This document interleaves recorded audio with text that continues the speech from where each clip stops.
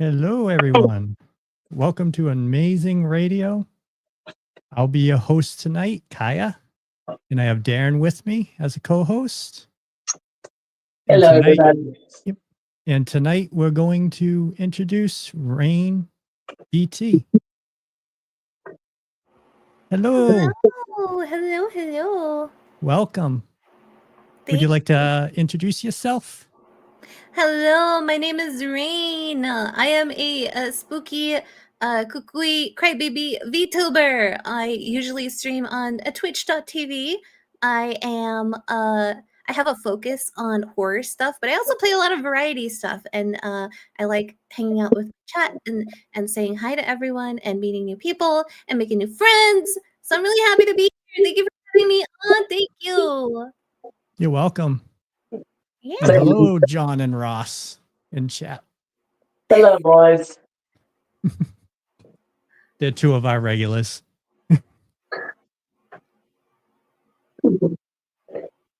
Okay.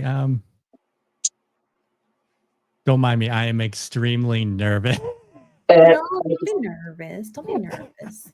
You've been in my chat so many times. What do you mean you're nervous? You know how this goes.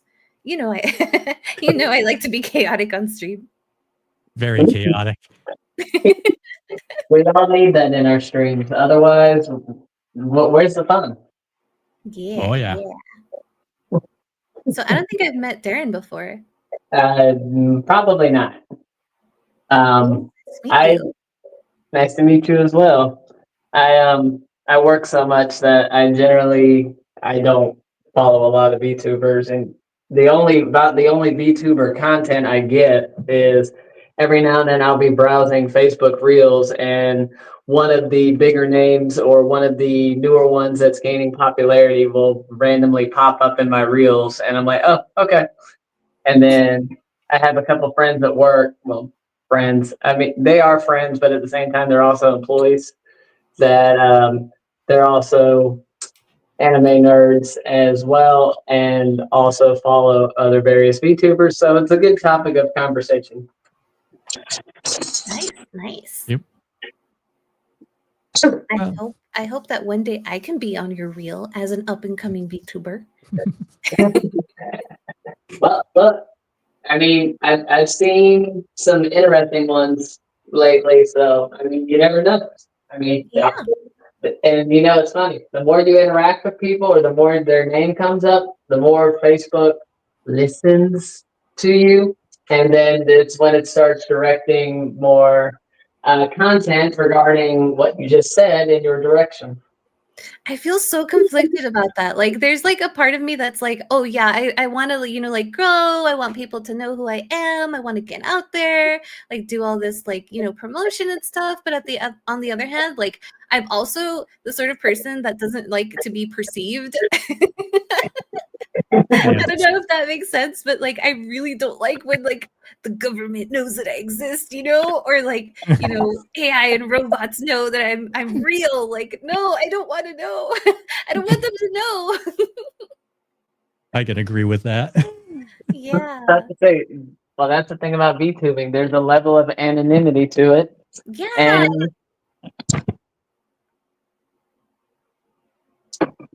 that's what I really like about VTubing, is that there's that like level of anonymity.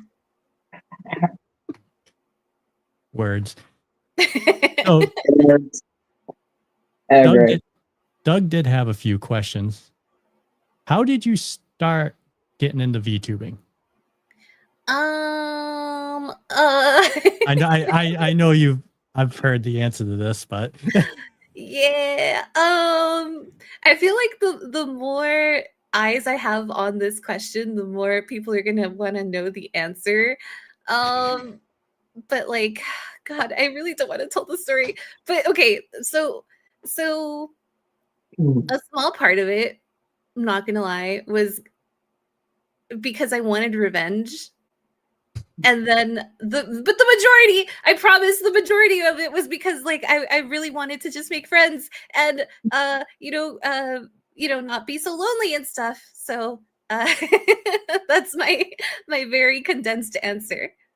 Hello, Angela. Hello, everybody. Oh, a wild Angela appeared. Rob or Kaya, go get her. Throw a Pokeball at her. No. I did that a lot today. I'm trying to catch Eevees and Cobblemon, and I have yet to catch one because they don't like to spawn. Oh no. It's like a 0.05% chance. Wow, are we going back to the rarities from the original games with Yes. the 1% and the 0.5% and the Yeah, Cobblemon can be unforgiving on spawns. I will say that right now. Ugh.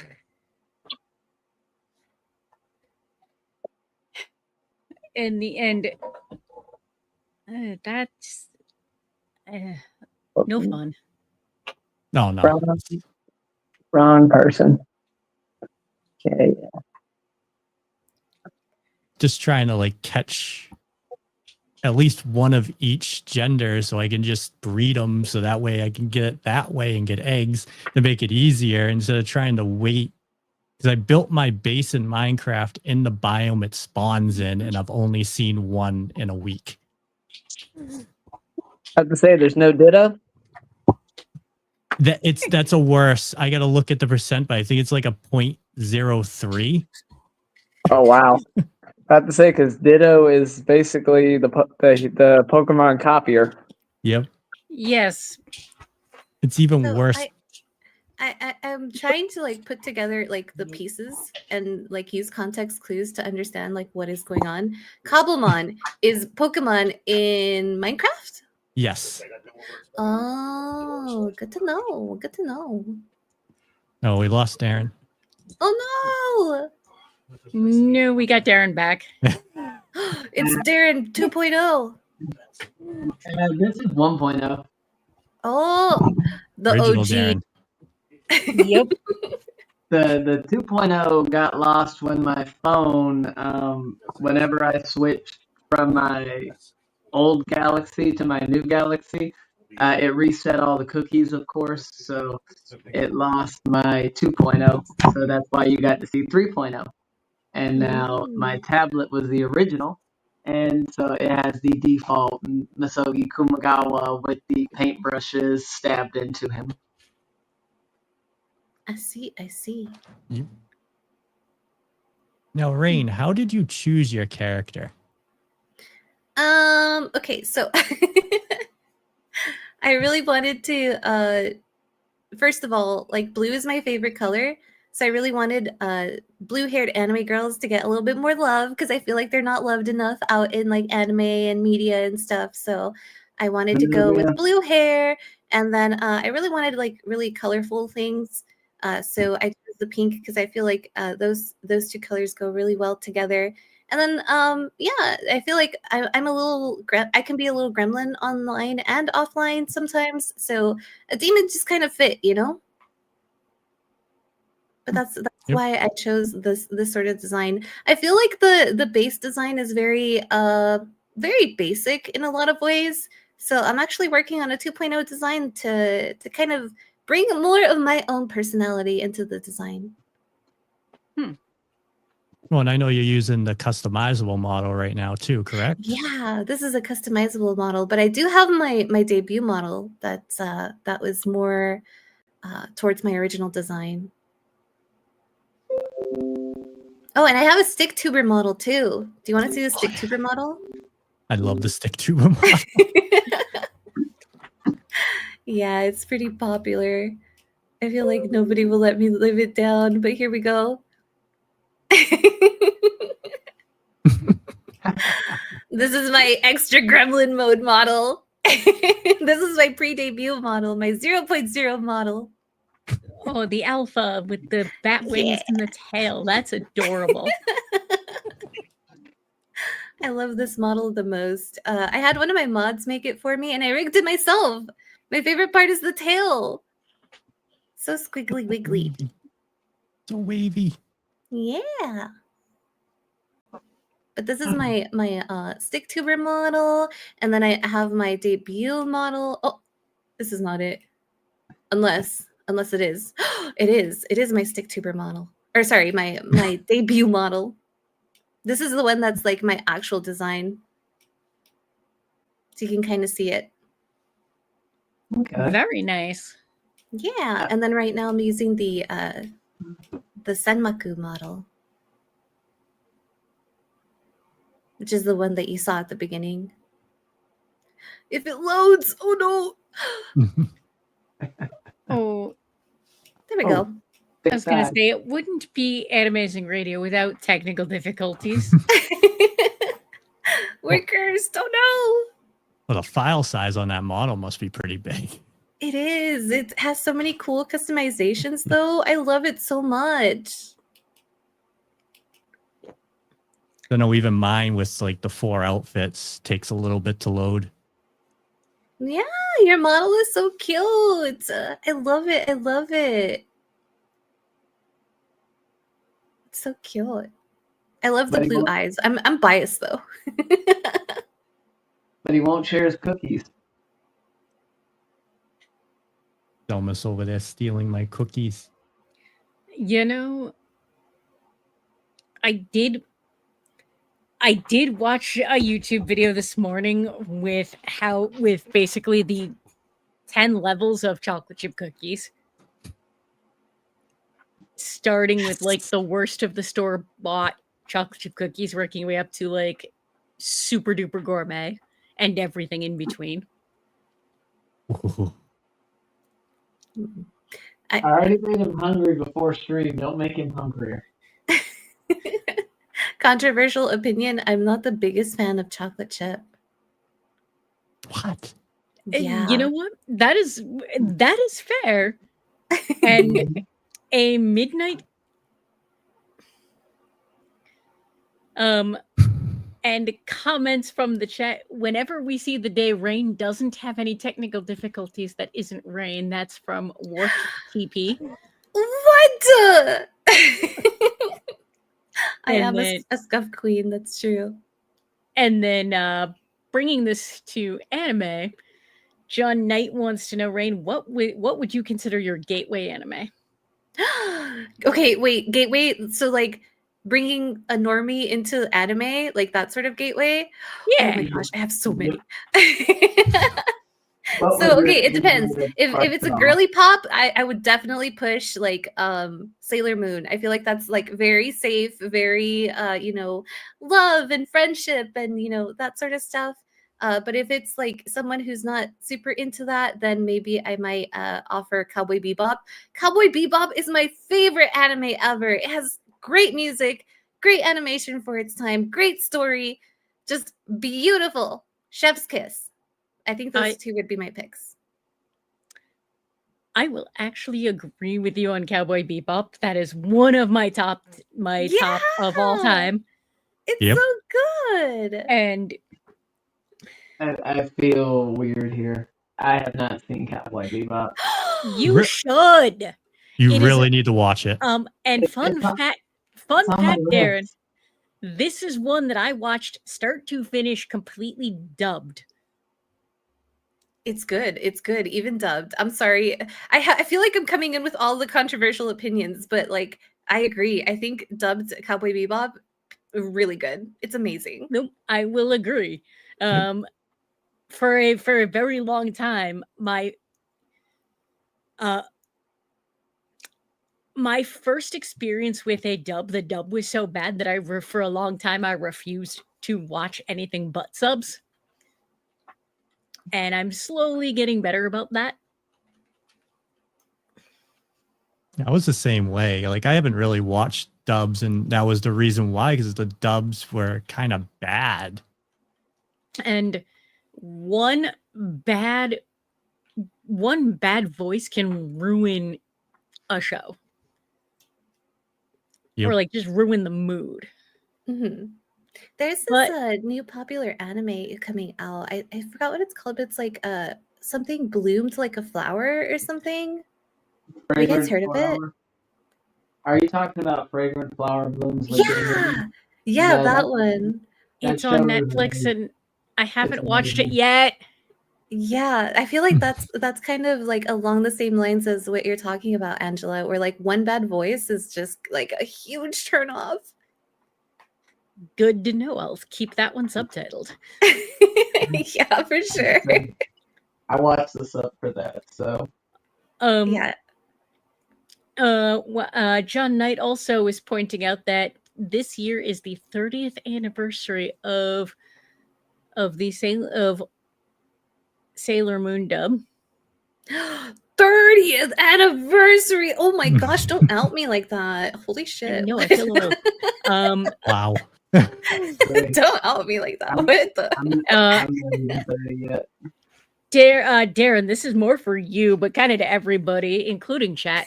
Did you watch Gigix anime? No. What time? What is time? Fair. And I'll have to poke at Doug and see if he watched it, but I watched it. It was fantastic.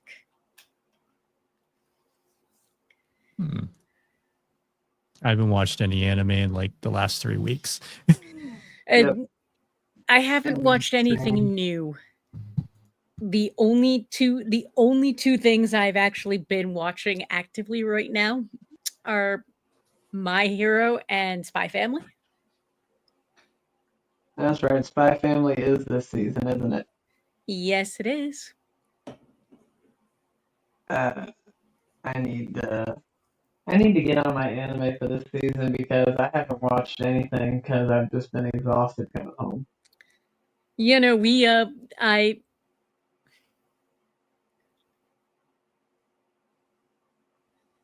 been addicted to Cobblemon, so I finished Ghost of Yotai and then just kind of been doing other things. And from the chat, Rain, do you collect anime Blu-rays and or DVDs? No, I feel like when I was younger, I really liked I've been a huge fan of anime since I was a baby, basically. But I grew up very sheltered, and my parents were the sort that were like, Pokemon is for the devil and anime is bad. So I think I like the most that I managed to collect over time was D and Angel volumes 1 through I think like 12 or 13, and I still have that like sitting on my shelf. And then I have a couple of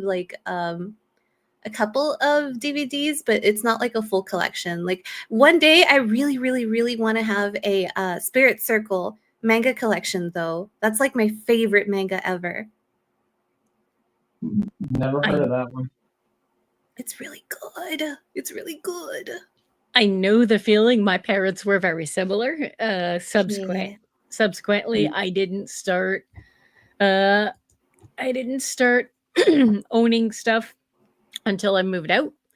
And so the only anime I own on DVD is Serial Experiments Lane. Oh, that's so good though. That's such a good anime. I love like horror-ish stuff like that. That's so cool. That's the only one I have on DVD. Meanwhile, I cleaned out the Right Stuff anime every time a Christmas sale rolled around until they went out of business. Oh, you did the same thing. Yeah, because how could you not when they were discounting the Blu-ray collections from like 50, 60 bucks down to like 20 or less? Oh yeah. Like I would get anywhere between 10 to 20 collections almost every single time they did that. Right up until Crunchyroll sadly purchased them out. Because I have about 8 boxes of DVDs and Blu-rays put away right now of anime. I couldn't even list them all. It'd take too long. I probably got about a little over a box worth. Did I show you any of those, Angela, or was that Doug I'm thinking of? That is Doug. You showed off the Food Wars box set on air at one point back in the day. Yes, I have seasons 1, 2, and 3, and I need to find seasons 4 and 5 just to complete the collection. I stalled on 5, and I feel really bad about that.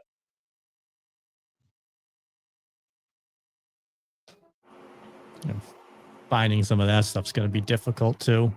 Now it is, yes. Yeah. 'Cause I think I got 2 of them off of Right Stuff, and the other one was from the convention. It wasn't terribly priced either. I mean, $80 for the limited edition set for what all came with it was pretty dang good.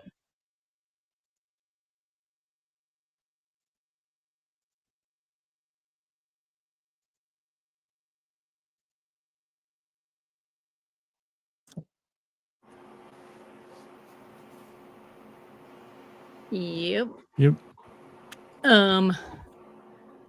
If and other people have chimed in the chat, holding off.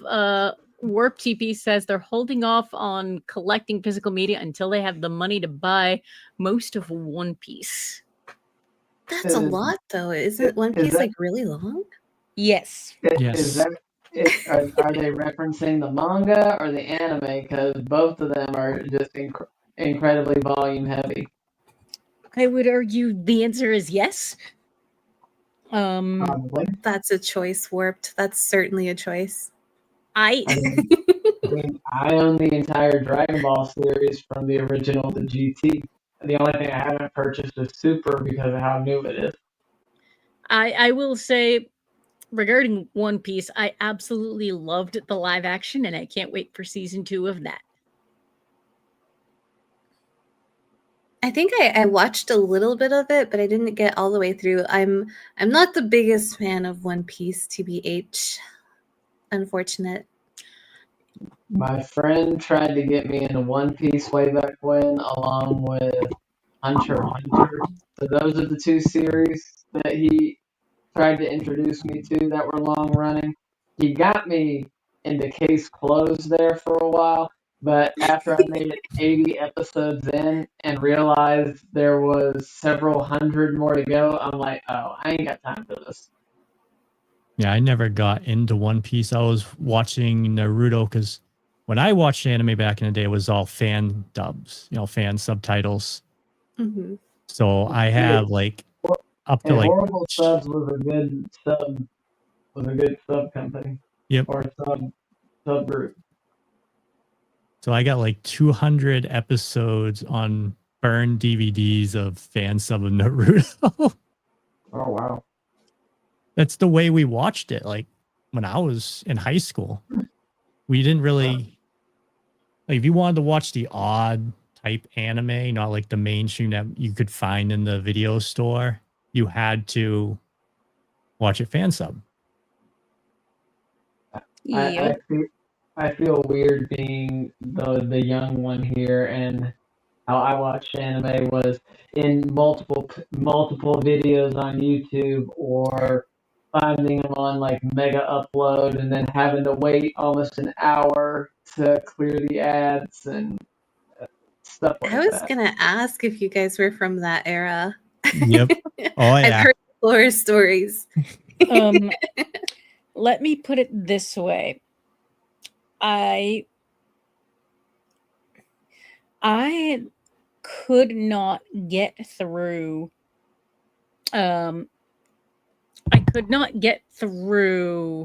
what show was it? Bleach. Because back in the day, the only thing I had access to was my friend's bootleg fan sub. And the grammar, you could tell the person who did the subtitles, English was not their first language, and it was so bad I couldn't get past like 3 episodes.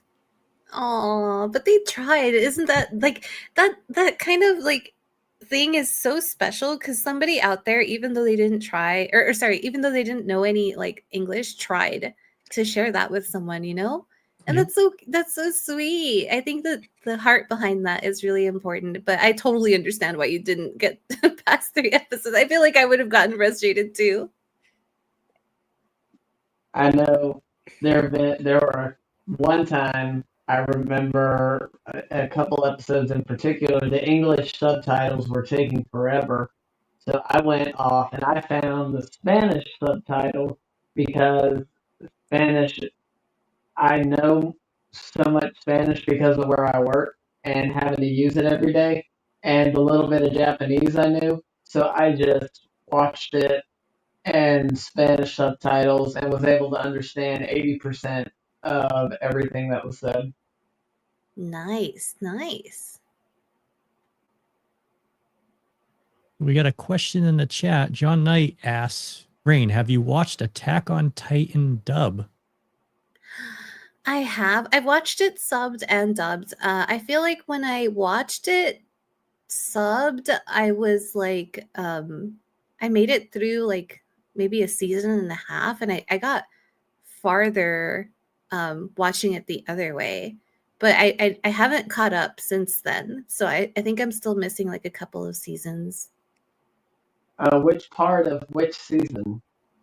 Because Uh, season four had 4 parts for whatever reason. I definitely haven't gotten that far. But if it's okay to, I don't know if like it's okay to talk about spoilers. Is it? Angela and Mario already covered most of Attack on Titan, so feel free, I'm sure. And We definitely did do Yep. a show where we discussed Attack on Titan at great length. Okay, so I think the furthest I got was when I think her name is Annie, the blonde one. She became a Titan. That's as far as I got. Okay. And that was early. That was Yeah. earlier on than I thought. Yeah, I didn't get very far. Nope. But as I said then, the first 3 seasons of Attack on Titan were fantastic. I absolutely loved it. But the final season was a bit of a train wreck. Oh no. Did they just kind of like retcon things or devolve things? Like, why was it so bad? I think it just went off the rails, and then COVID had a lot to do with it. Because COVID caused a lot of delays and Yeah, I get that. but it is what it is. I remember that. A lot of series got delayed during COVID. Yep. And For sure, Ross for sure. Ross wants to know if he's okay. He wants to know, did you have a role model of VTuber as your inspiration? Oh my gosh. Okay, so I feel like I have a couple of VTubers that I look up to just for like general like how do I do this or how do I do that or what's it like to, experience these sorts of things. Like there are definitely VTubers that I look up to for that sort of stuff, but like as someone for inspiration, I feel like it's very varied because I've been delving a lot into like singing and stuff, and so I have like 3 vocal Oshis as I call them, and I look to them a lot for like singing inspiration. But then I have like my VTuber Oshis who are more so like on the streaming side, and I have maybe like 1 or 2 on that end. I still haven't found my Kami Oshi yet, but I believe they're out there somewhere. You'll find them. We'll find them. Yeah. They got to be out there somewhere. Yeah, but I think right now I especially love my my singing vocal inspiration Oshis. They're so cool and awesome, and they're always doing amazing things. Yeah, I love them so much. There's some really good VTubers out there. Yeah, They've done so many good things. Yeah, for my vocal inspo Oshis, I think only one of them is a VTuber right now. His name is Dangle. He recently got a model and he got it rigged and stuff, but he does a lot of really cool music. And then Bean is another one. He doesn't have a model though. And then the other one is Jinx, Juicy Jinx. And she has like an avatar and stuff, but I don't think she has a model either. But she's very active on Twitter, and she just made like her own girl band, and it's so cool. And they're all so amazing. And on the VTuber side, I think Marley is Dead is a really cool VTuber. They do a lot of like horror stuff, which is kind of my bread and butter, honestly. And then yeah, I have a bunch of friends who I also really look up to. So yeah, I got a bunch of people. On the subject of horror, um, given it's that time of year, any Mhm. particular horror animes that you want to talk about that you really enjoyed, or just horror series in general? I feel like there's so many. There's so many good ones. I really liked another. I also really liked. I like. I'm a huge fan of the Higurashi series. You and Gavin would get along great. Yeah. And I also really like let's see, what other horror anime? Th- It's not really horror, but there's like some dystopian elements to it. I watched it recently. I think it's called oh man, I'm totally blanking on the name. Is it a recent anime, or is it just something you watched recently? I'm not sure that it's super recent, but it's got like this character. She has blue hair and she's kind of like a Vocaloid, but like her job is to sing, but she's like saving the world and she like travels in time and stuff. I totally forgot the It's name. not. It's, it wasn't one of the. It wasn't one of the witch animes. No. Oh, Vivi Fluorite Eyes song. Oh yes, I've heard about that one. Yeah, that one's really good. It's not super horror, but it's got like some dystopian elements. And you know what? We're gonna do some. We've got new people in the chat. Hello to Willinda Hicks and Crazy Cat. And Ross brings up a 3-episode horror anime, Les Portraits des Petits Cossets. Ooh. And That's asks, have you interesting. seen it? I have not, but I want to now. one of my favorite that gets labeled as magical girl horror, Wonder Egg Priority. Oh, that one's so good too. Oh my gosh, can I add that to my list as like top ones? That was so good. I Like- really enjoyed that one. Yeah. And I keep meaning to continue it, but yet again, what time? Because she actually showed me the first episode when she came to visit earlier this year. Yep, we And did it it. was, and it was something that would definitely catch my interest, or should I say, it was definitely something that caught my interest. Yeah, I could have gone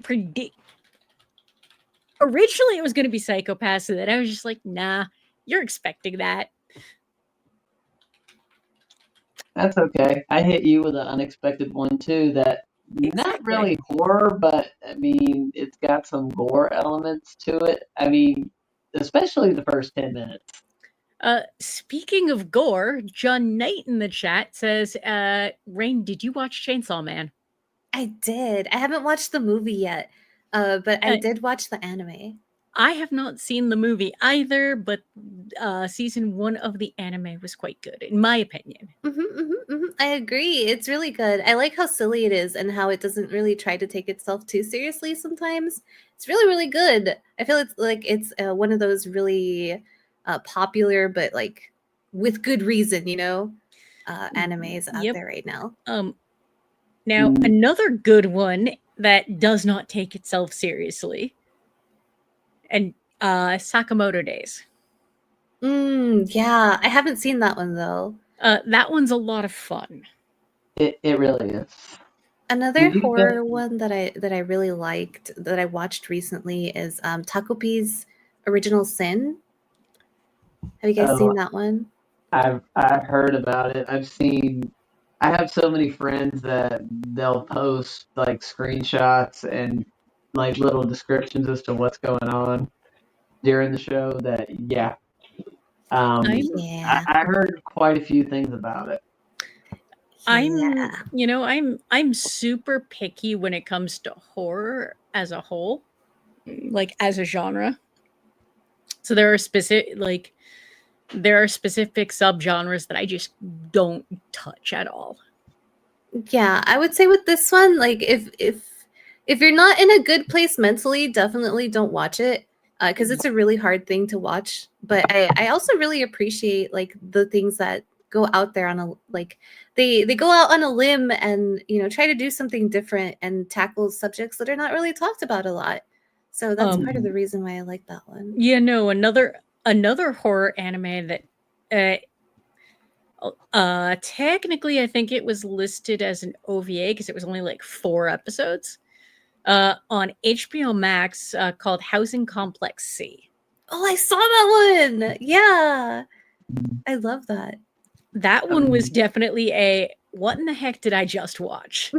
Yeah, you definitely have to be paying attention because it goes by so fast. And the psychological horror is the stuff I actually really like.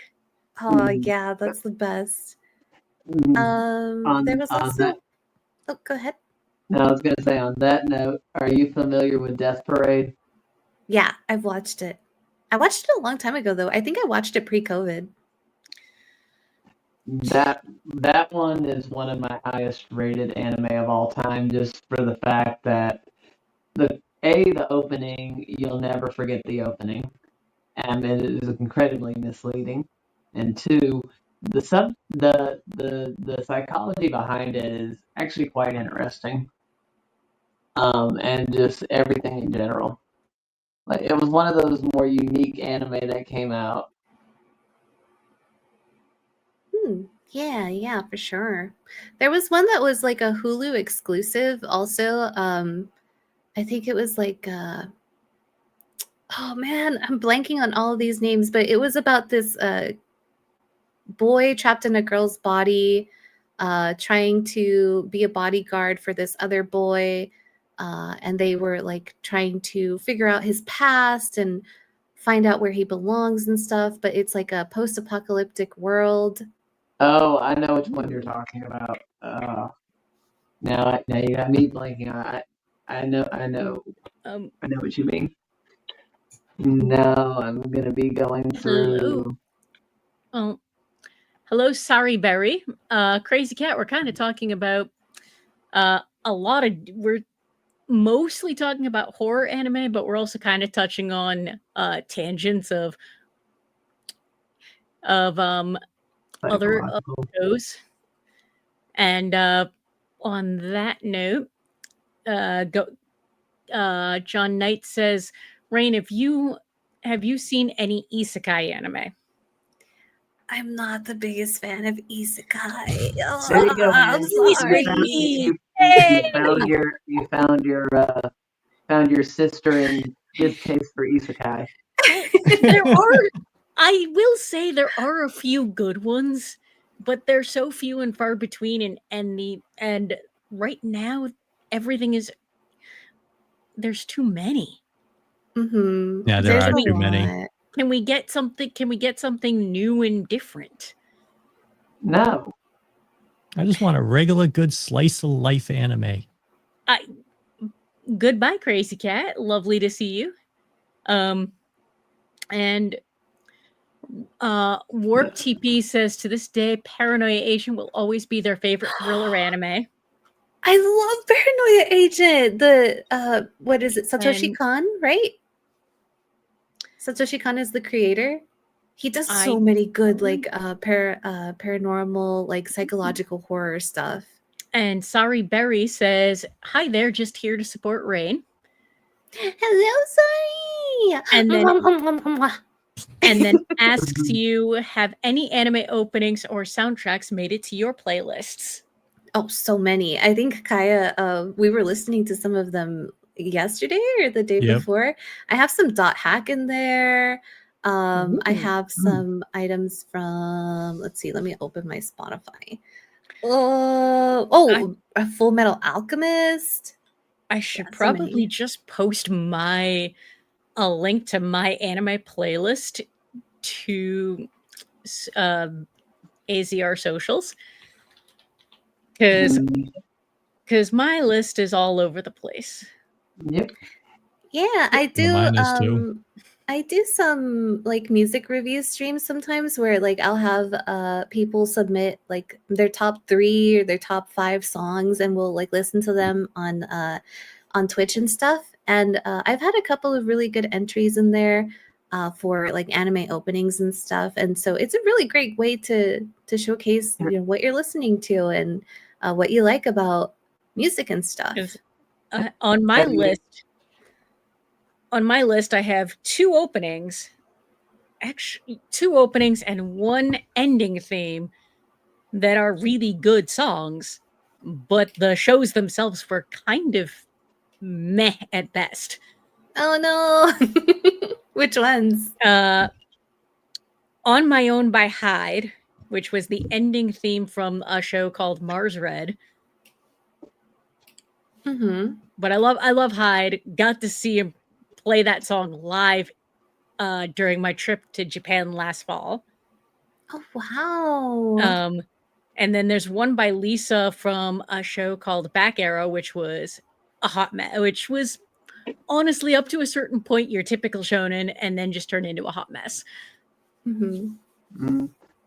Yeah, I'm looking at my playlist right now, and I have the pillows on there from Fooly Cooly. I have Cruel Angel's Thesis from NGE, Inner Universe from Ghost in the Shell. So many good ones. So many good ones. JJK. And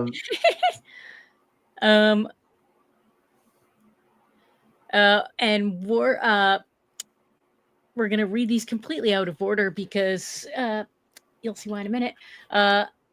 And Warp TP says, "I know The Sound of Silence is one of Rain's favorite anime OP." I assume that's an inside joke somewhere. Wait, did you say The Sound of Silence? Ross wants to know, have you ever watched Dance in the Vampire Bund? I haven't. Is that also horror? I don't know. That's definitely an older one. It's a vampire. Of course, it's a vampire anime. I can't remember if it classifies as horror or not. And John Knight says, "Were you talking about Heavenly Delusion anime?" Yes. Yeah. And Heavenly Delusion. And bringing this back around, what kind of songs make it from Sorry? What kind of songs make a 10 out of 10 playlist for you? A 10 out of 10 playlist. Like personal preference, I really like a lot of alternative rock. So if it goes hard, if it's upbeat, if it has good dynamics, then I think that's something that would be 10 out of 10. If it's just like one level throughout the entire song, I get bored pretty quickly. So it won't be a 10 out of 10 for me. But I really like something that showcases emotion and that really does well with dynamics and feelings. Quick question for you, since we're on the topic of music. Are you familiar with Creepy Nuts? Yeah, I am. I was just going to go there, Darren. Yeah, they performed at Crunchyroll's Anime Awards this year, right? Wouldn't know. I don't they know. did. But they performed live. One of the songs on my list is the season 2 opener for Mashal. Oh yeah, wait, hold on. Which one is that one? Bling Bong Born. Oh yeah, they performed that one at the Crunchyroll. That award. song is just so good. Yeah, I've seen so many people cover it. Also, it's been really cool to see. Yeah. Personally, My favorite ones have been from Call of the Night. Both seasons 1 and 2's openings and endings were excellent. No, I don't know about season 2, but I will say I will agree the opening to Call of the Night season 1 was fantastic. You should take a listen to season 2, both the opening and ending, because especially the ending. Is it also Creepy Nuts? Yes. Yeah, no, I'll just go into Spotify and pull up like everything from Creepy Nuts, because everything I saw, everything I heard from them previously was fantastic. And then now we're getting Ross says 10 out of 10 Aquarian songs. And Oh, Ross, you are bringing up 2 series that they were interesting to say the least. Yep. Never heard of them. I don't know if that's a bad thing or not. The Chaos Head was the prequel to Steins Gate in a sense. They're all in the same universe. So it's Chaos Head, Steins Gate, Robotic Notes, and then you also had Chaos Child. I can't remember if that was a spin-off or Chaos Head from a different perspective during the same event. But I don't know. it was interesting. And then John Knight says, "Have you seen Apothecary Diaries?" I have. I really liked it. I've watched it all the way through so far. It's really good. And they announced a movie and the next season coming next year. A movie. I feel Yeah. okay. Look, I get kind of excited about movies, but also not excited at the same time because I feel like anime movies have done me dirty, especially with Demon Slayer. I go in expecting more lore and more like context for things that are happening in the actual anime, and then it just turns out to be a movie about things that I'm going to see in the next season anyway. And I'm like, I just feel like I'm getting the same lore through a different medium, and that's not fair.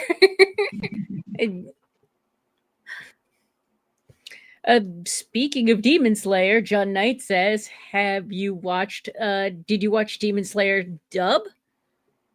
I think I did. I don't remember. It's been a while. I think I did though.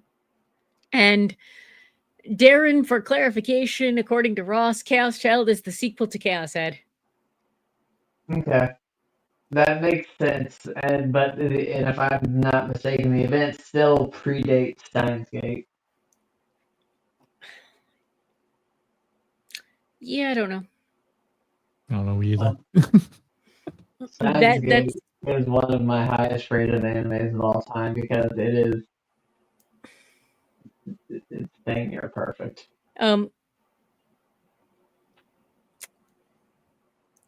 And now we're back to slice of life. John Knight says, "Have you watched A Sign of Affection?" That's the one with the deaf girl, right? She has like pink Yes. hair. I Yep. started watching it. Unpopular opinion, I didn't really like it. Like it kind of felt like every other slice of life. I'm sorry, guys. No, you know what? That is fair. Well, I disagree. I see it. I absolutely loved it. For me, it was nice to see an anime focus on an adult relationship Mm-hmm. without that being like the entirety of the show. Yeah, I agree. I do think it does things good. It does things well. It wasn't exciting enough for me. I have a very small attention span. No, that's 100% fair. No, I'm when it comes to media, I'm picky. I'm the same way. I'm very picky. I'll watch pretty much anything if you put it in front of me. Me too. I feel like I'll give everything like at least one try. Mm-hmm. Um, Of me, Doug, and Angela, I share more with Angela than Doug does, but I also share more with Doug than with Angela. So she's kind of like the balance in between the two of us. And The- then Kaya was the recent addition, and he's kind of uh, I kind of think in we're between still figuring that with all out. three of us. My taste in anime is weird. Yeah, so is What's your mine. weirdest take? What's your weirdest take on anime? Or your weirdest anime that you like? Uh, Right. do you remember? I can't remember the name, but it's the anime when. God, I can't remember the name. Description. But the person turns into like it's either onto the girl's hand or the guy's hand. It's really old. From like Are you early. talking? Are you talking about the Parasite? No, no, this was a slice of life type anime. Hmm. You said the girl. I have it on DVD. You said the what now? The guy, the girl, what? The guy,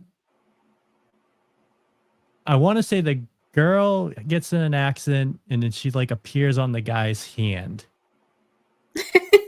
It's really weird, but it's like a slice of life. Oh. Give me What year is this? Do you 5 remember what year is seconds. this from? Give me 5 seconds. I'll get the name because I know what box it's in. Oh, How about there you, you go. Darren? Do you have like a weird anime that you enjoyed? I have several actually. You have a whole list. All right, let's go. Dora Hedoro. Oh yeah, I've heard of that one. I heard that one was good though. It was pretty popular. It was like one of those flew under the radar. It's trippy as and not something I would normally watch, but it was actually quite good. Um, let's see. Of course, Chaos Head and Chaos Child. But are you familiar with Happy Sugar Life? No, I don't think I've ever heard of it. Okay.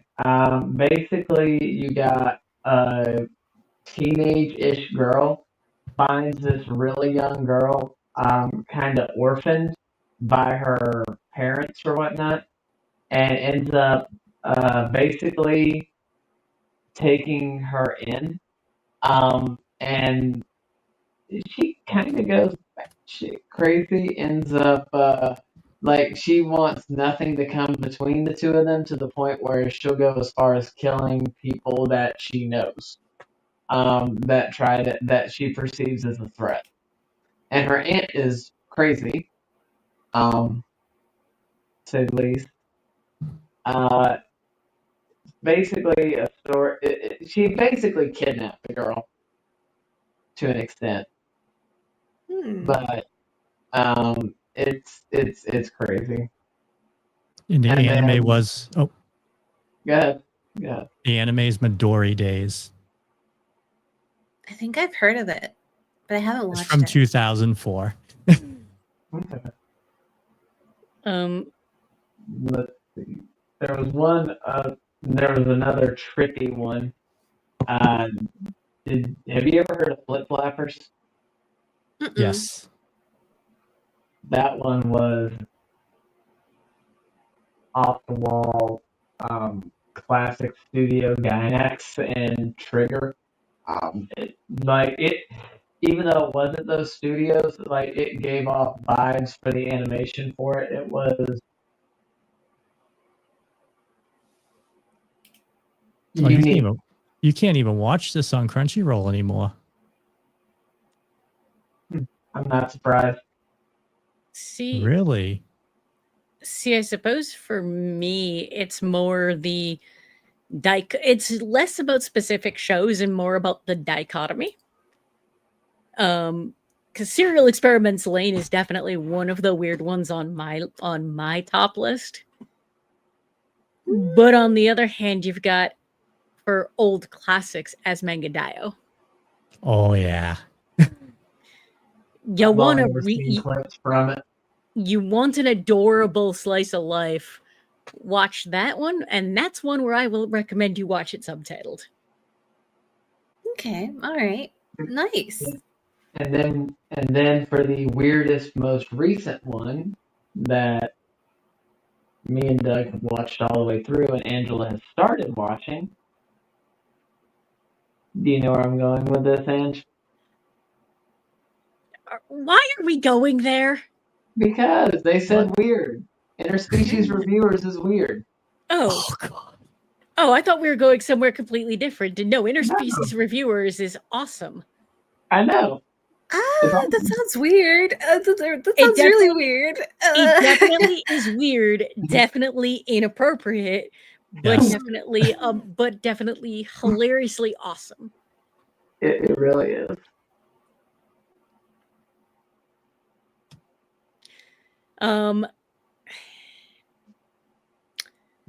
No, I was not going the other route. Ross, what? Ross, what? I don't get it. Oh, I know exactly where he's going with that one. Okay, because I don't. I have no I don't idea what he's I going with don't that one remember either. the name. I don't remember, but I know the reference. The pink-haired one, right? Pink-haired yandere girl. Yep. You know, Gasai. And then Mirai Nikki. and then Future we've got battery. some. John Knight says, "Have you for Rain? Have you watched either My Happy Marriage or Cyberpunk Edge Runners?" I've seen both of them. Yeah. I've actually been keeping up with My Happy Marriage. I feel like My Happy Marriage, I was really annoyed at first because like the main character is so meek. And I'm the sort of person that like will go up to someone and shake them and be like, be stronger, get better, get good, stand up for yourself or I'll kick your butt. So that's the sort of person that I am. I love how they developed Mio. Yeah, she ended up growing a lot, so I really liked it. And for Cyberpunk, that one I watched it because I was curious. I heard a lot of weird things about the game when it first came out, so I wanted to watch the anime because I know I'm never gonna play the video game. So yeah, I watched that one too. I will say that while the anime was fantastic, one of my favorites from that season, it is outside of being set in the same universe, there's almost nothing to do with the video game. And I say that having put well over 100 hours into the video game. Oh, wow. Okay, good to know. The video game, it basically dropped right before I ended up having to spend 2 weeks at home because I was exposed to COVID, and that was back in 2020. Oh gosh. So I couldn't go to work for 2 weeks, so play video games. A great trade-off. No work, only video games. Pretty much. Now, I do have a question for you, considering you're going back to your avatar. I have to say, blue-haired anime girls. Who are some of your favorite? I want to see if one of my favorites is in your list somewhere. From my recent favorites, Vivi, probably from that anime that I mentioned. Let's see, who else? I know that a lot of people tend to pick Mercury from Sailor Moon. She was not my favorite. She was like my least favorite Sailor Scout. But my favorite, I don't know if you count this as blue. I feel like teal also counts as blue. But Sailor Neptune, peak. Absolute peak. I love her. Let's see, who else? There's this one little tsundere girl. I forgot the name of the anime. I think it was like Love's Heroine, or the heroine of love also needs support or something like that. Are you talking about Makine Too Many Losing Heroines? Yeah, that one. I really liked the blue-haired girl in that one. I think that's all I can think of right off the top of my head. Okay. I'm probably forgetting a lot though. Question, since we're on that topic, I'm gonna go ahead and say it. Have you seen High School DxD? No, I haven't. Okay, because my favorite character slash waifu is Zenobia from High School DxD, and she is blue hair with a green that you know how some of those characters have like one strand of hair that's a different color than the rest of them. Mm-hmm. She's blue hair with the green, a little bit of green right in the middle, and Ooh. she's a total badass. When you first meet her, and she is innocent as like she is innocent because she grew up in the church, and then after she becomes a demon, well, she starts to learn how life actually is in the real world, Oh. along with her new demonic powers. She's also a holy sword user. And just like I said, all around badass and all around one of my favorite characters of all time. But Nice. you don't get to see her till season 2. But High School DxD is my all-time favorite anime for both guilty pleasure and just the story behind it is quite interesting because you start out with season 1 with the Christian religion. You got the angels, the fallen angels, and the devils.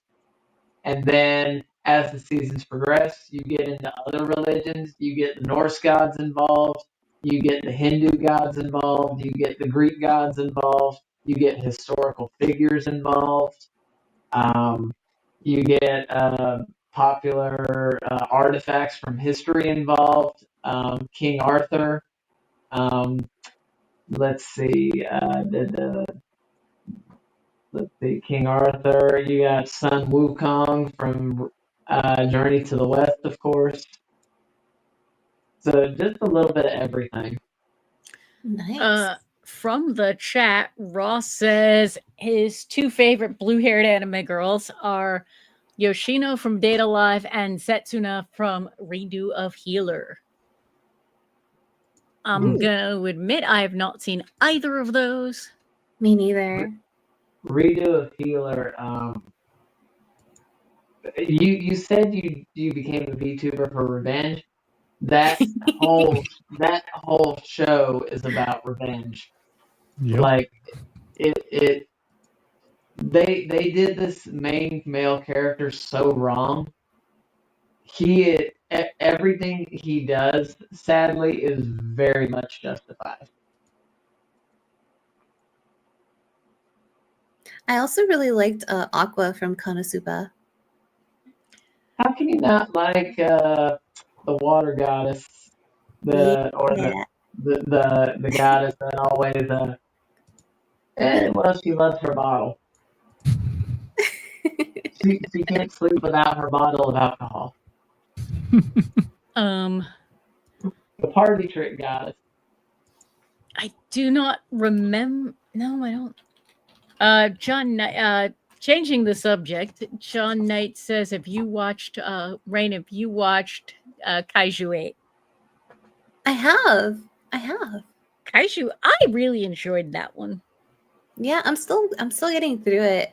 I feel like I was talking to someone about this the other day. I think I was talking to one of my mods about this, but I feel like Kaiju number 8 is very like if you're going into it expecting an action anime, you might not be as satisfied as you would be if you went into it thinking that perhaps this is like more of a feel-good anime or like an anime focused around relationships and experiences over bonding and stuff. Because there's a lot of that self-improvement journeys and a lot of like, this is how I feel about each other and about my place in the world instead of it being solely focused on the kaiju part. But I really liked it. Agreed. No, it's definitely one of my favorite recent anime. And definitely a lot of introspection and a lot of really just good character and relationship development. And Warp TP is agreeing with you guys about Aqua, saying Aqua is such an icon. She is. I love her. Question: would you ever cosplay as her, go into a convention, just as an average person? Yeah, I feel like if I could, I've never been to a convention before. And I'm a bit of a homebody, but if I ever left my my protective cocoon of my home, I would love to I would love to cosplay Aqua. I would love to cosplay some VTuber friends of mine. I would love to cosplay myself. So many good options. If I've been said if I were to ever cosplay, it would be one of like 2 or 3 characters off the top of my head. One is the character in my profile right there, Mhm. Kumagawa. Easy from Problem Children. Or I would have to say my first actual anime. His name was Layfon from Chrome Shell Regios.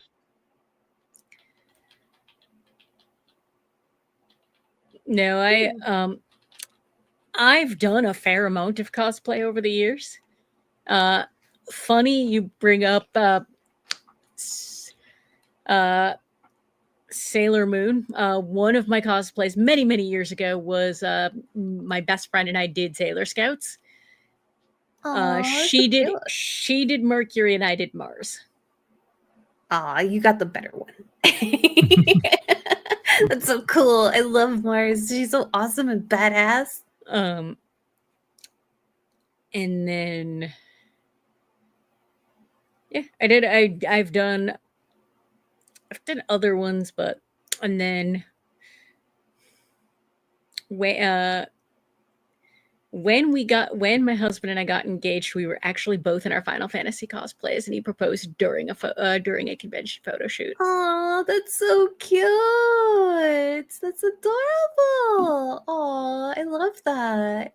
And Kaya, you may, depending on whether or not you attended AAC back in the day, it is very possible you may have been around when that happened. I think I was. I'm pretty sure because I've been to every AAC except for one. And that was the one when they went into the tents. And nope, we were not there for the tents. But it was definitely was. Because it was during a Final Fantasy photo shoot because he was dressed as Auron and I was dressed as Lightning. Huh.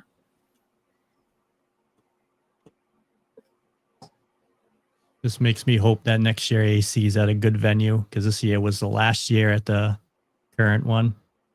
Because the Westford Regency is closed as shutting down for good. Which is sad. That was a good place. I liked it there. You know, cheap hotel. It only cost me like $400 for 3 nights. Which is for Massachusetts, that's pretty effing good to be honest. No. But I don't know. I don't know what they're gonna do. AAC has overlapped with our travel for the past few years, and this year it was just life kind of got in the way. Yep. But what they mentioned at closing is they didn't have one as of yet. And they kind of hinted they might do like they did with the tents that year for 1 year until they got a permanent one. I've never been to a con before, but I really, really, really want to go to one day. Especially as a VTuber, like I would love to do like a walk around on those like little robots and stuff. Get to meet so many people. I'd love to do that one day. Cons are a lot of fun. Agreed. Conventions are what you make of them. I've had a lot of really good convention experiences. I've also had a couple of not so good ones. Yeah. Oh no. But The negative ones are mostly stupid drama that have nothing to do with the convention themselves, just the people I was with causing issues. Oh, Yeah. I'm the sort of person that, like, I'm the sort of friend that you kind of have to have on the leash. Otherwise, like, I'm going to go off on my own and do my own thing and then get lost and cry about it and make it everyone's problem. So I feel like I would probably, like, even if I ended up going with a group of friends, I'd probably just end up, like, branching off and doing my own thing. So I'm not sure if I would get into any drama or like, do any of Honestly, that, but yeah. but that was so long ago. Like, but most conventions you can. I know people that literally plan everything ahead of time, like because they'll post the cons will post like all the panels and all the big events, and you can basically pre-plan everything. To a Yep. degree. that's But what I do. I'm more the type of I'll plan around one or two specific things, Mm-hmm. and then beyond that, like I really want to go to this one thing, and then the rest of the time will be like, okay, I'm gonna go wander now. Ooh, what's this? Mhm. Yeah, Mhm. I feel like as long as you're getting to do like what you want to do, then that's a good experience, right? Exactly. Like, Yeah. and that's really the point. Mm-hmm. I think we might have touched on this when, closer to when it happened, but was there any panels or anything that happened while you were down here that you didn't originally have planned, but was like, that was actually kind of worth it? Um, what's his name? Um, what's his name? Talking about working in Japan for that many years. I know who you're talking about. Uh, Yeah, the one of the yeah, that it wasn't JP Yates, was it? yes, it was. Thank you. You're welcome. Because I had no idea who he was going in, looked at the title and went, okay, this might be worth it. And it definitely was. The other one that stood out as I probably wouldn't have gone to it on my own was the music one. The music challenge or the rock go or the Rakugo I had planned on going to. that's right. The music challenge, name that song or whatever it was. Yes, that was one I always seek out every year.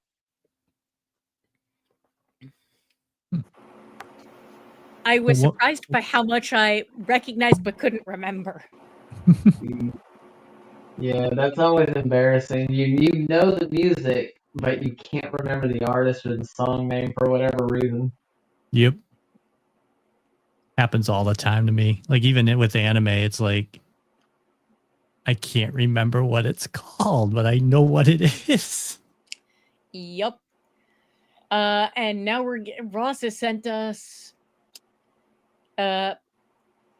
news fact. Crunchyroll has removed Death Parade and Claymore from its platform. I don't know if that's what you were talking about earlier when you said you can't watch that on Crunchy anymore. And then unrelated, apparently there will be a Hocus Pocus 3 put out on Disney Plus. That's on Indeterminate Future Point. Oh my gosh, a third one? They should have stopped after the first one. The first one was so good. Agreed. I remember going to see the first one in movie theaters. Whoa. They released it in movie theaters? I didn't know that. The first Hocus Pocus was in movie theaters way back in the day. Oh my gosh. And now I'm going to look up the release date or look up when that was released because... Now, have you ever been to the house, Angela? Not until I don't think so. But It was released in 1993. Oh, wow. How So- old would that be right now? That is 32 years old. Yeah. Oh. That's a long time. Yep. And that is, but that's dating myself right there. But wow, I was not even born.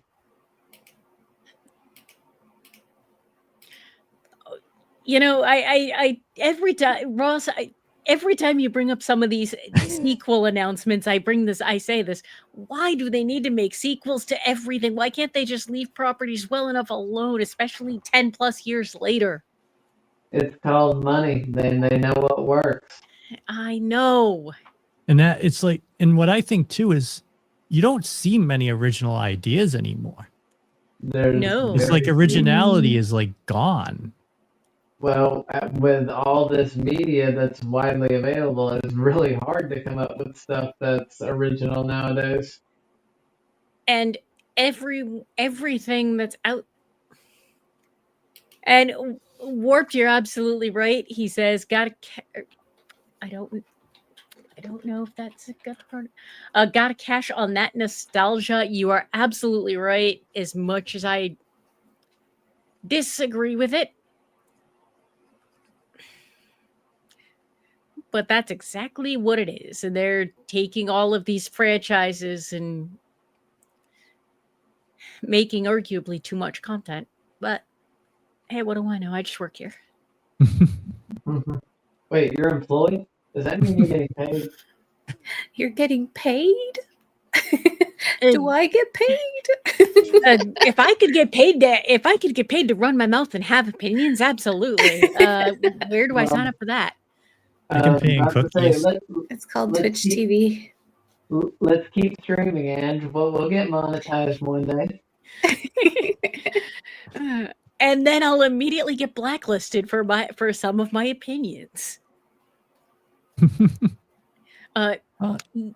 And perfect example of a franchise that they've overdone is Toy Story. I would argue we don't need that many Toy Story movies. No. Nope. Wait, I don't even want to know how many Ice Age movies there are. I know there's more than 2, and well, I know of 3. Ice Age actually managed to stay interesting from my understanding. I saw all of 1 and pieces of 2. AKA it was on during a party and I was only half paying attention. I think if we're talking about like old animation videos or movies, I recently watched Meet the Robinsons. I had a friend recommend that. I really liked it. And then another friend like did a cover of one of the songs on that. I recently rewatched Tarzan. That movie makes me cry every time. Lion King also. Let's see what else falls into that category. I really want to rewatch Hunchback of Notre Dame. Ooh, Yeah. that's an old one. That is an old one. And Warped says, I forgot they're making a 5th Toy Story. I forgot we were on 5. They made a 4th one? When? Yeah, they did. When? And Kristara VT says, Meet the Robinsons, I love so much. One of my favorite movies. Yeah, I can't believe I had been sleeping on it for so long. But when someone recommended it to me the other day and I watched it, and it was so good. Tarzan, I've not seen all the way through, but if I remember correctly, Phil Collins did the soundtrack and it's fantastic. It is. That's like the whole reason why it makes me cry. It's because like Phil Collins did such an amazing job on that soundtrack, and the movie would not be as impactful without that music behind it. It's so good. I could go on for hours about Tarzan. I love it. Ross just took us old school and says, who remembers Great Mouse Detective? Ross, I saw that in movie theaters. I don't think I saw that one. It is I believe. it's very early. It's early to middle 80s. As before my time.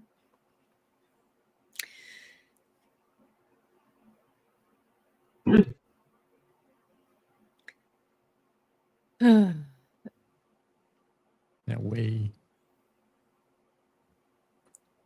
But going back to conventions, one thing I would suggest, Rain, if you ever go to a convention, try to start small.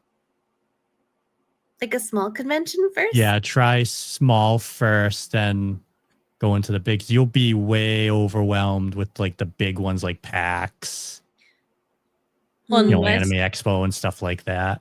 unless you are unless you plan on going. I will second that with a caveat of unless you are going to do very specific things with a group of people, because Yep.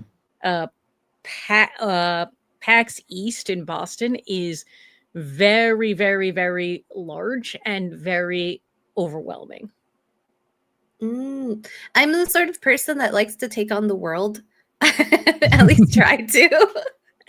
So like I feel like I would, like, my first instinct is to be like, no, I can handle it, I can do it, I'll just do everything all the time. But I think like taking a moment to actually think about it, that's actually really good advice. I should like try to plan out my day and like only do the things I need to do, or take it slow and go to a smaller convention for sure. One of my although I say this, one of my first conventions was Gen Con Indie, which is the largest gaming convention. Oh, that's true. All this time when we've been saying convention, I've been thinking about like anime conventions, but they actually have conventions for other stuff too, like tech and gaming, right? Yep. So many choices, so many choices. It's really I also recommend sticking close to home for your first one. Or like with it, like somewhere where, in case, like for whatever reason, just in case, that way you have the emergency out if you need it and can just go home. Yeah. Yep. Even though I'm very like, I want to take on the world, like I get very easily overwhelmed in public. So I think that's a good idea too. I'm in Texas, so I don't really know how many big cons are here or smaller ones, but I will look into it. There's a lot in Texas. Yeah. There is a lot in Texas, and I don't know off the top of my head, but also I do know that a lot of conventions these days are incorporating basically a quiet room for people to just go and sit without lights, without sound, and just kind of chill. It's kind of the I'm overwhelmed and need to be away from everything room. That will be my home base. Because I know PAX has had that, and that's actually been a Yes. nice room to go into and just lay down. They have bean bags in there. PAX East, I think it was either last year or the year before, they had like coloring book pages. Oh, nice. Like, go ahead. And other conventions have that as well, I've noticed. I think Anime-Zing had something similar, and if nothing else, of course, there's always like the manga library or something along those lines if you just need a quiet spot to go to. Yep. So I know AAC is just a manga library, but AC is small. Yep. So it's a good con. Like it would be a good con, like that size would be good to start at. I don't know if Texas has any kind of small conventions. Yeah, that's what I was thinking too. I thought Texas was more big. Big in Texas, apparently. That's if I see the other thing some conventions are doing these days is there are certain panels and certain events that are live streamed.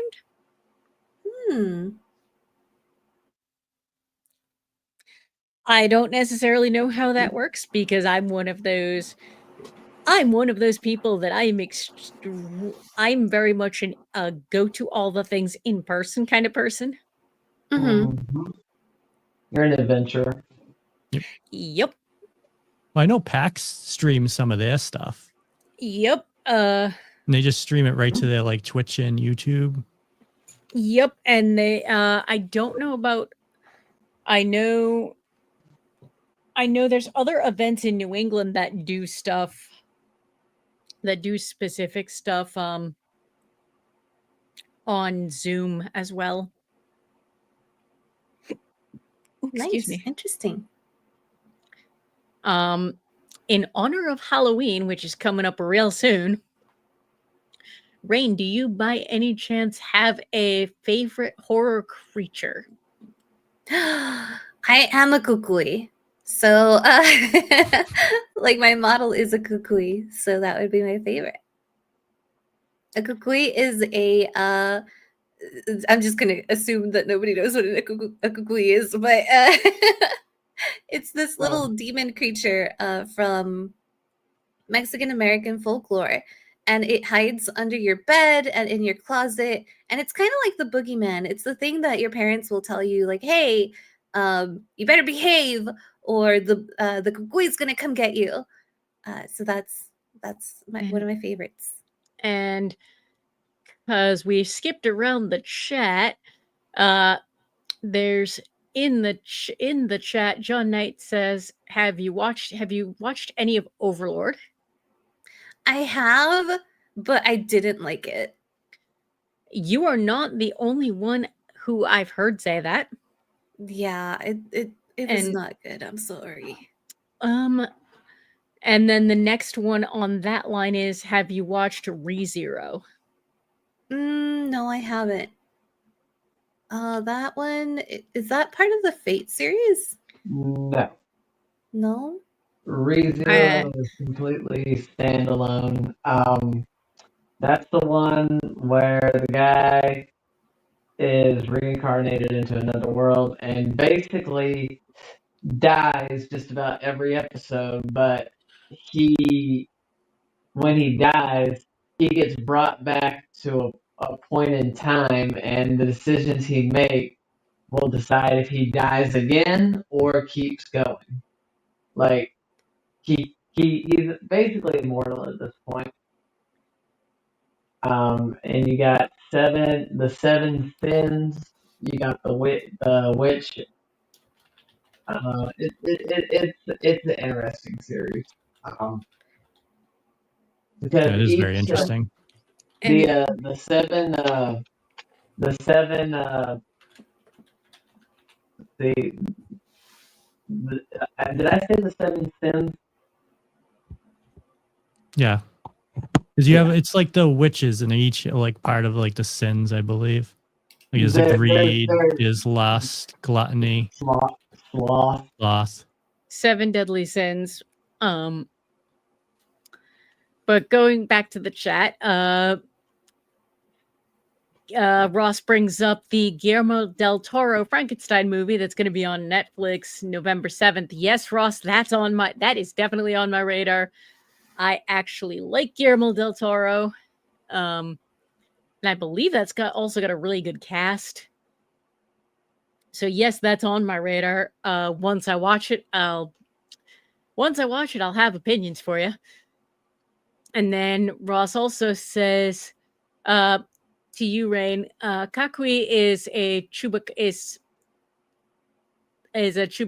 right? No, it's actually its own thing. It's more so like the American boogeyman. A chupacabra is more like a goat sucking, goat blood sucking creature. I thought so. Mm-hmm. I know I know a little bit of the lore with the chupacabra, but Kakui is not one I am familiar with. Yeah, it's kukui. Like Kukui. Cui, or people spell it differently, but kukui. Which lore does that come from? It's a Mexican American folklore. That's something I've never actually heard of. Mm-hmm. I've heard of it before. I'm just trying to remember where. And on the spirit of Halloween and monsters and that kind of thing, from Ross, have you seen the dub of Ghost Stories? I have seen it. I've only ever seen clips. You've never seen it before? It Just is. clips. It is awesome. Wow. I have not seen it. I've just heard it referenced many times over. And having talked to more than one of the cast during Anime Boston press interviews, I've heard quite a bit about this, but never actually seen it. Yeah, it's definitely one of those animes that like you cannot take it seriously. I think I'm not super familiar with like why the dub is the way that it is, but it's definitely something special, that's for sure. It was. Yeah, go ahead, Rob. It was basically all done improv. Mhm. Like you'll probably never see anything like this again. And I believe Yeah. the voice actors have said this, like they could never get away with this. Not in today's world. Basically, the original release in Japan did so terribly that they literally told the English licensors, have fun.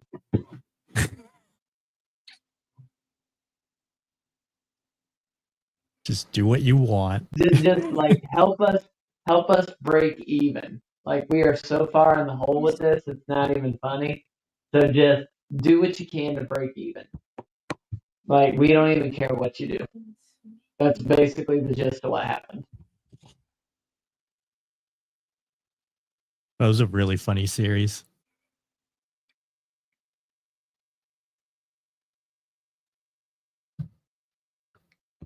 Something is making noise, and I don't know if it's here. Oh, you got weird noises. Tis the season. Just a ghost. Just Casper. It's just me under your bed in your closet. Something is ringing, and I don't know what it is. Let's see.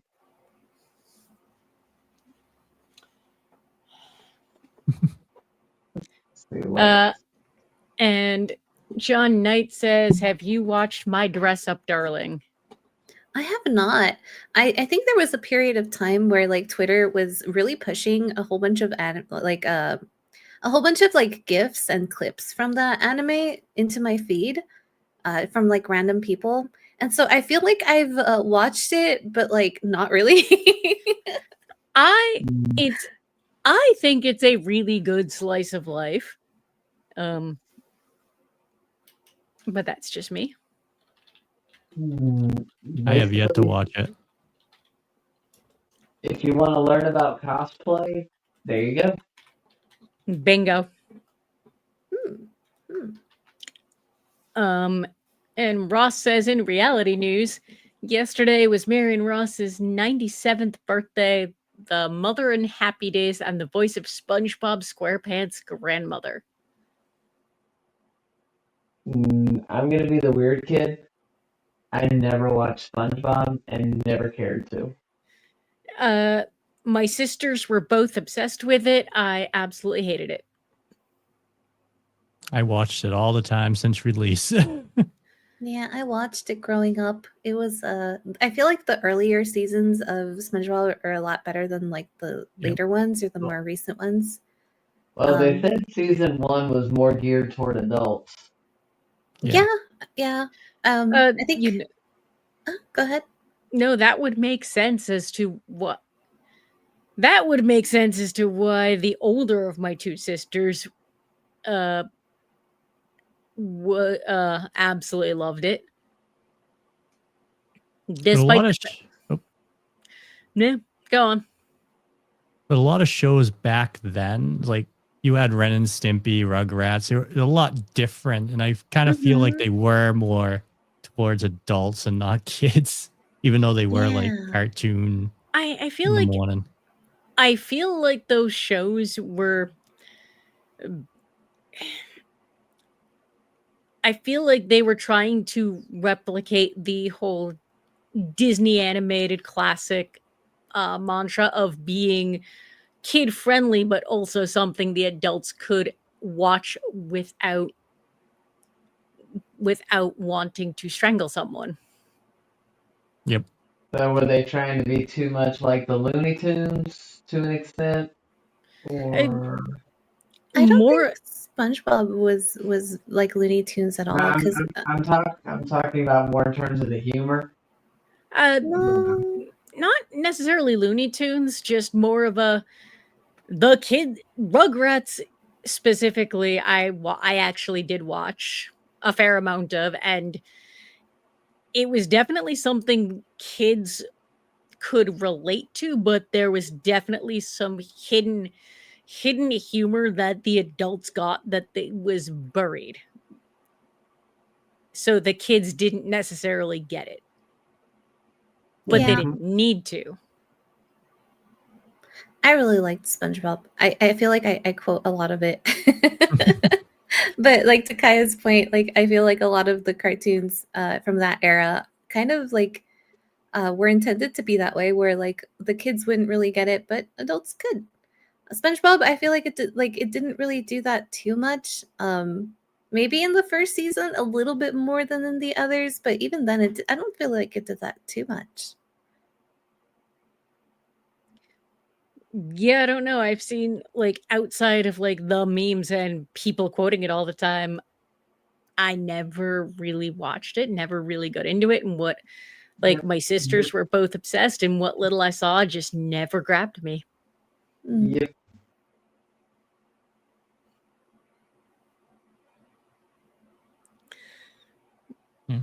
I But miss this, those old days.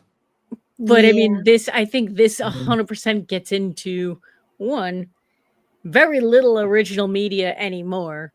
And two, there's just so much content available right now that there's something for everyone available if you know what you're looking for.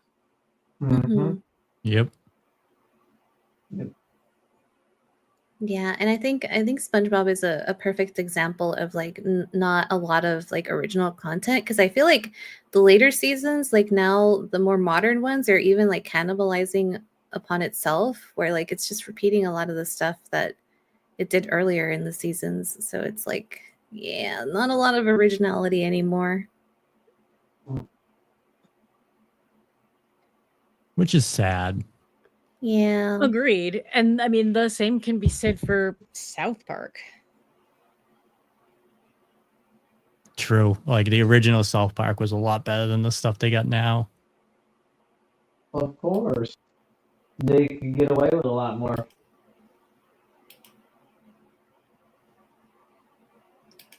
Now it just seems like they just make episodes based off the topics that are going on in the world at the time, instead of just making a story for the whole season. Just like this most recent season, I don't watch South Park, but I heard they abruptly ended it out of nowhere after the 5th episode Yep.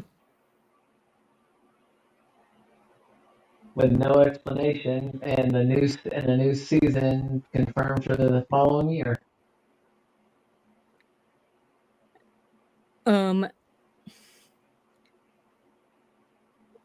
And John Knight says, bringing us back to anime, a little anime as opposed to cartoons. John Knight in the chat says, Rain, have you watched the VTuber Legend anime? VTuber Legend anime? What's that? I do not remember the name of the anime. Darren, help me out. I believe it's the one where she forgot to turn off her camera at the end of her stream. Oh, that's so scary. As a VTuber, that's so scary. Yeah, so it's VTuber Legend, how I went viral after forgetting to turn off my stream. Wow, it's so amazing that there's like animes about VTuber nowadays. Like it still feels like VTubers are so new. It's crazy. I've never watched it though. And then Ross says, I wish there was a streaming service that played all classics from our childhood, because some aren't even on platforms today. They're like forgotten media. And Ross, you're not wrong. Ross, I can help you with that. I feel There's a way like to watch them. I feel like though the classics from my childhood are different from most of you guys.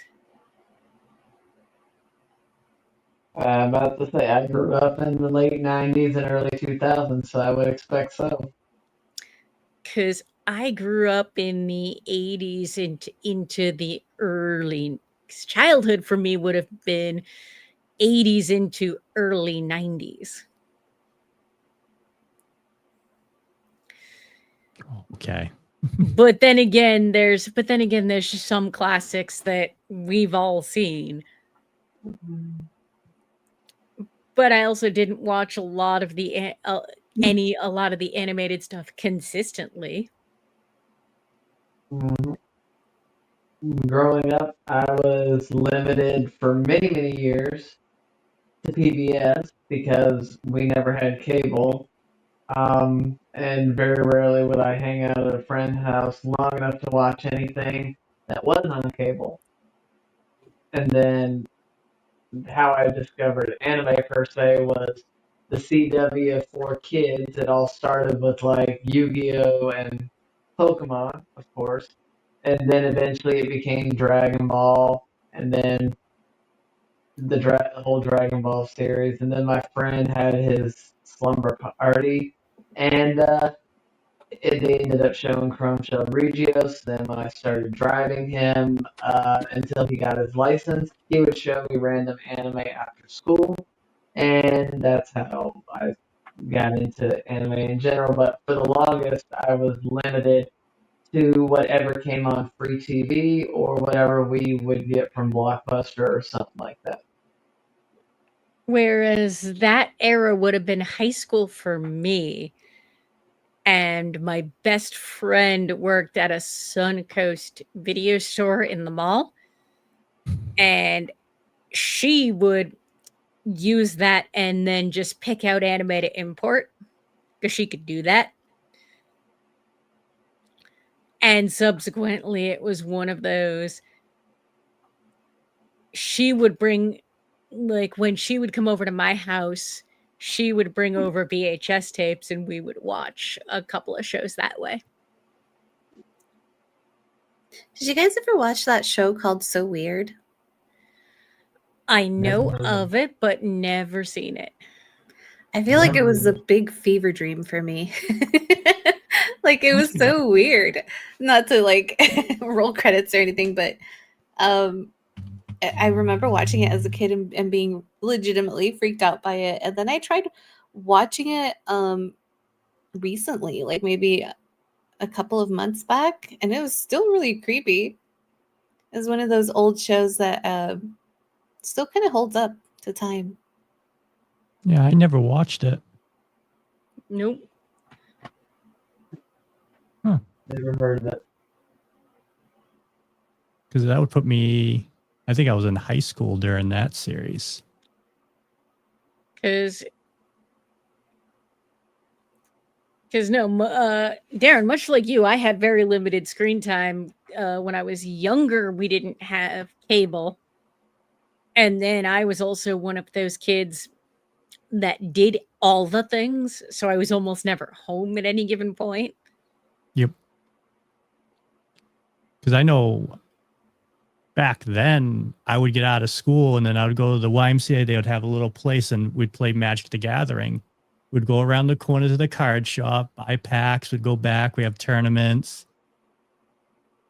And I wouldn't get home until I'd call my dad on a payphone using 1-800-COLLECT, tell him to pick me up.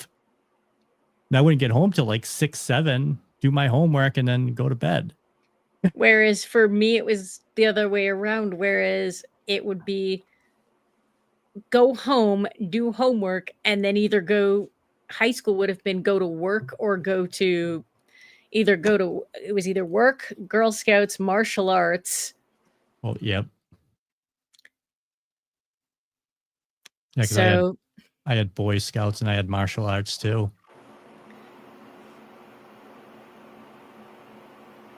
and then So by the time I got home, it was after dinner. So it would be go home, eat dinner, go take a shower, go to bed, wake up at 5 a.m., do it all over again the next day. Yep. Mhm.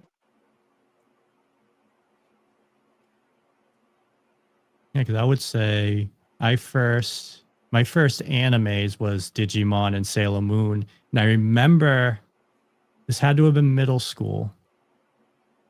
I was watching it early morning before school. And that was really the only anime I would watch.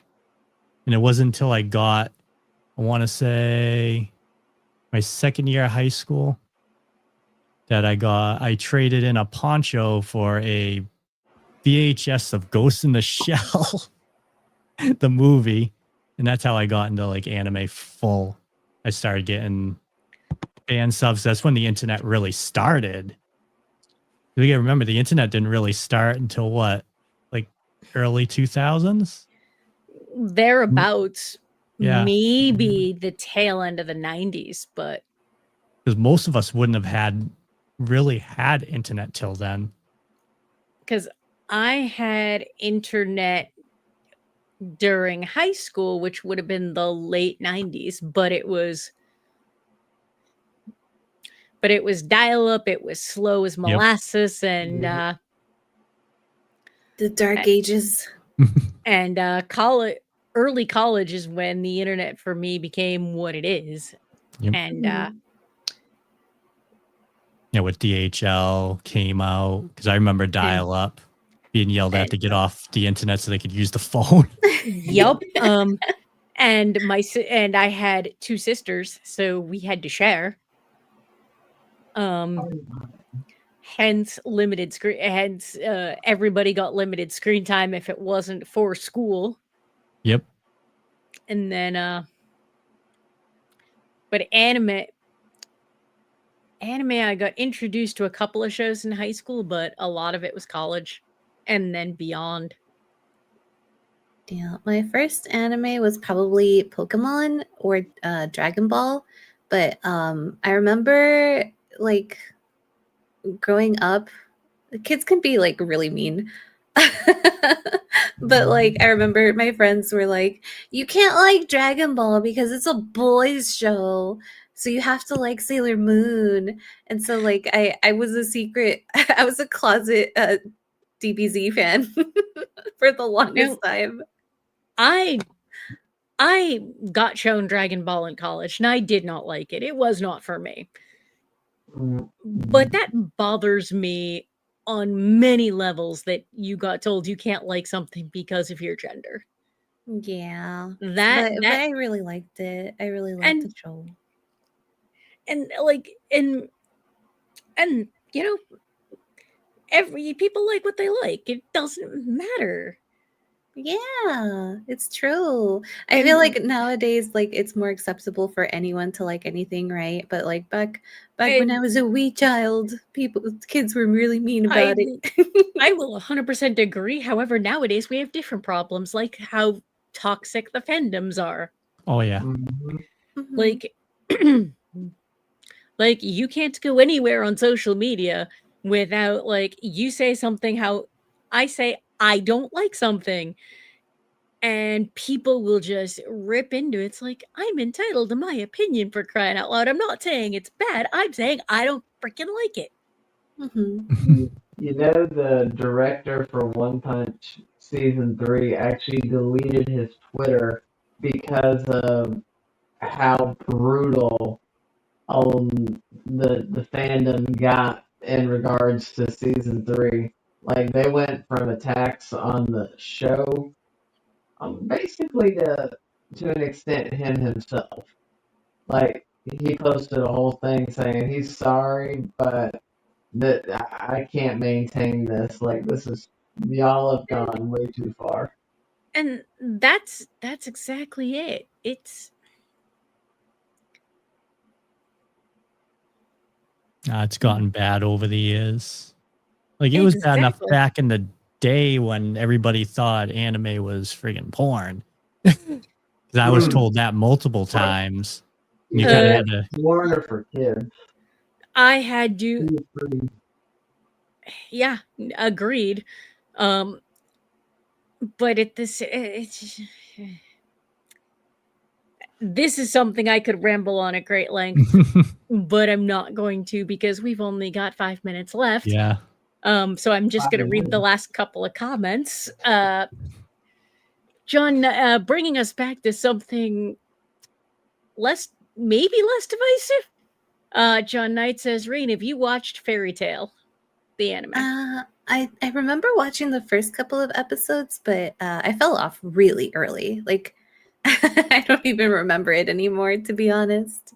And then Ross says, based on what I said at some point, we should go back to the 90s where people didn't judge or care much.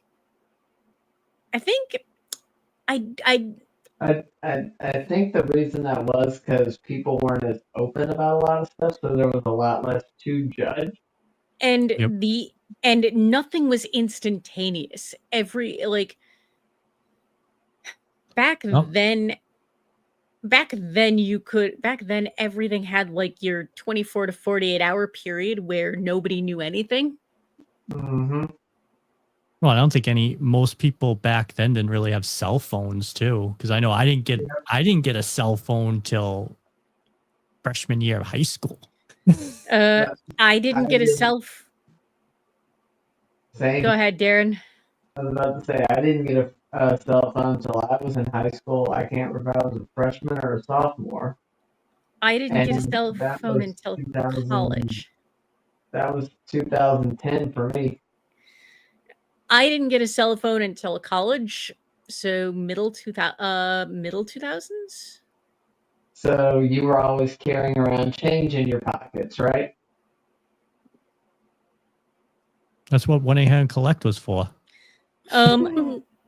Basically no, because at that point in time I was either all of my friends had I was always at someone's house with a landline, or later on I was at work and was allowed to use the landline to call home.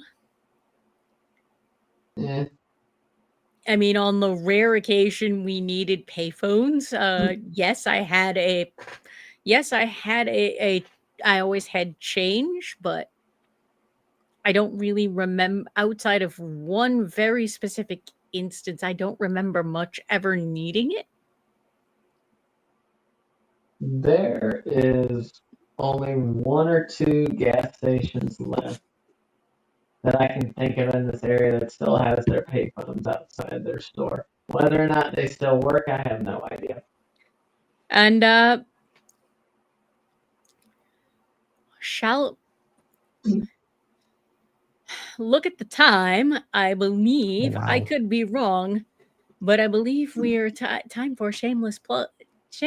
Rain, if you want to share where people can find you on the internet, what you're working on, anything you want to shamelessly plug. On the World Wide Web, the whole World Wide Web. I stream Fridays, Saturdays, and Sundays on Twitch TV. You can find me at Rain_VT, kind of like you see down here in the corner, spelled exactly like that, except there's an underscore between Rain and VT. I do that. If you guys want to follow me on my socials, I am at RainVT pretty much on everything else.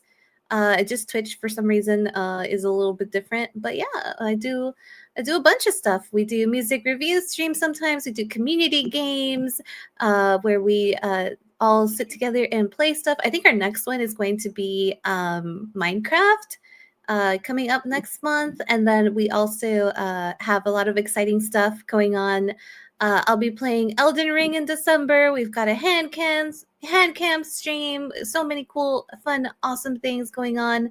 I also sing and do some covers sometimes. So yeah, please follow me along on my journey for growth and entertainment and stuff. I'm happy to have you. If you like my sort of content, feel free to stop by. I appreciate you guys.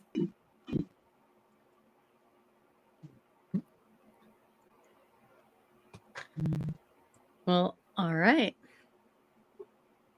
Well, thank you, Rain. Yeah, it's been a pleasure. Yeah. Yep. Thank you for having me. It was a lot of fun. Thank you. You're welcome.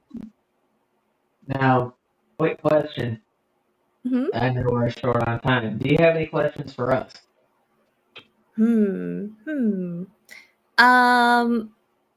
I feel like all of my questions would require us to stay here for another 30 minutes at least. I know I should ask that sooner, but last minute thoughts. No, you guys are all super, super awesome. I can see how you all click together very, very well. Thank you guys so much for having everything so organized and so neat and tidy and stuff. I know I'm a little chaos gremlin, but I also really, really like organization. So you guys are doing a great job. Thank you so, so much for having me today. Thank you. Yeah. Thank you. Indeed. On that note, happy Halloween, everybody. Happy Halloween. And until next time, be happy, be healthy, stay safe, and we'll see you all next time. Night, people. Have a good night. Bye-bye.